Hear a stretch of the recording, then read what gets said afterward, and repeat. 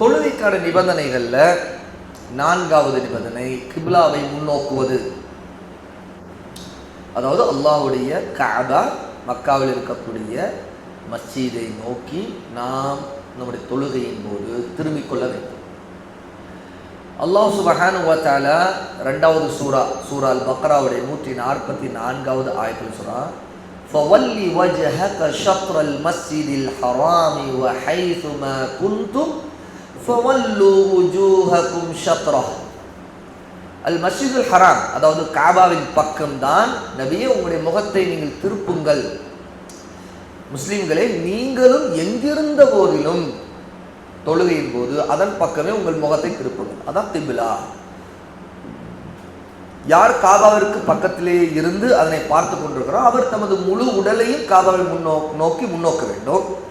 இன்னும் அவர் அதற்கு சக்தி பெற்றவர், அதாவது முழு உடலையும் அவர் முன்னோக்கி அவர் அதை நோக்கி திரும்புவார்.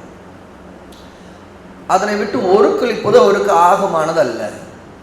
யார் அருகில் இருந்து அதனை பார்க்க முடியல அவர் இயன்ற வரைக்கும் முயற்சி செய்ய வேண்டும். அதில் சட்டம் என்ன அப்படின்னா, காபா நேரில் பார்க்குறாங்க முழுசா அவருடைய உடம்பு முன்னோக்கி இருக்கும். ஷேக் ஃபௌசான் குறிப்பிடுறாங்க. ஆனால் கண்ணால் காபாவை பார்க்க முடியல. அப்படி இப்போ நம்ம எங்கெங்கேயோ இருக்கிறோம். எவ்வளவு தூரம் காபாவின் திசை இந்த திசை தான். இப்போ நம்ம இந்த நம்ம நாடுகளில் இந்தியா போன்ற நாடுகளில் இருக்கிறவங்க நமக்கு மேற்கை நோக்கி நாம் திரும்புகிறோம். மேற்கை நோக்கி தான் அந்த மத்திய கிழக்கு நாடுகள், குறிப்பாக எனது ஹரமுடைய நாடு எல்லாமே இருக்குது அப்படின்னு நாம் பார்க்கணும். அப்போ அதனால் என்னென்னா ஒரு முடிந்த வரைக்கும் அதை கணிக்க முடியும். அப்போ இதுதான் திசை அப்படின்னு இயன்ற வரைக்கும் கணிக்கணும். அதை மீறி சக்தி பெறலைன்னா நம்மளால் ஒன்றும் செய்ய முடியும், அது ஒரு பிரச்சனை. அதே மாதிரி எப்போவெல்லாம் அதுக்கு சக்தி பெறாமல் இருக்கிறோமோ, காபாவின் பக்கம் முழுக்க திரும்ப முடியலையோ, நாடி அளவுக்கு திரும்பினா போதும். இப்போ வாகனத்தில் இருக்கும்போது பஸ்ஸு ட்ரெயினு இப்படிலாம் போகும்போது நமக்கு சக்தி இல்லை. நம்ம நினச்ச கிப்லாவை சரியாக கிப்லாவை நோக்கி திரும்ப முடியாமல் இருக்கலாம். சில நேரத்தில் அந்த கிப்லாவை திரும்புறதுக்கு வாய்ப்பு இருக்குது அப்படின்னா அந்த கிப்லாவை முடிஞ்ச வரைக்கும் அதன் பக்கம் திரும்பிக்கணும், முடிஞ்ச அளவுக்கு அப்படிங்கிறது இதில் சட்டம். ஏன்னா அல்லாஹ் சுப்ஹானஹு வ தஆலா மா பைனல் மஷ்ரிக் வல் மக்ரிப் கிப்லத்துன், கிழக்குக்கு மேற்குக்கு மத்தியில் கிப்லா உள்ளது என்று பொதுவாக ஒரு நாள் முடிந்த நிலைக்காக அந்த கணக்கு சொல்லப்பட்டிருக்குது. ஹதீஸ் அபூ ஹுரைரா ரலியல்லாஹு அன்ஹு அறிவிக்கக்கூடிய ஹதீஸ் திர்மிதியில் 342வது ஹதீஸாக இருக்குது. கிழக்குக்கும் மேற்குக்கும் மத்தியில் கிப்லா உள்ளது. இது தூரமாக இருக்கிறவங்களுக்கு ரசூல் ஸல்லல்லாஹு அலைஹி வஸல்லம் இப்படிப்பட்ட வார்த்தைகளை சொல்லி உணர்த்தியிருக்கிறாங்க. சஹாபாக்களில் ஒருத்தர் சொல்கிறார், இந்த விஷயம் இது மதீனா மற்றும் அதை போன்ற பகுதிகளுக்கு மட்டும்தான் பொருந்தக்கூடியது. கிழக்கில் இருக்கக்கூடியவர்களுக்கு வடக்கிற்கும் தெற்கிற்கும் மத்தியில் கிப்லா இருக்கலாம். கிப்லாவை முன்னோக்காமல் தொழப்படும் தொழுகை ஏற்கப்படாது. அப்போ கிப்லாவை முற்றிலும் முன்னோக்காமல் அதை பற்றி பொருட்படுத்தாமல் இருந்தால் அது ஏற்கப்படாமல் ஆகிவிடும்.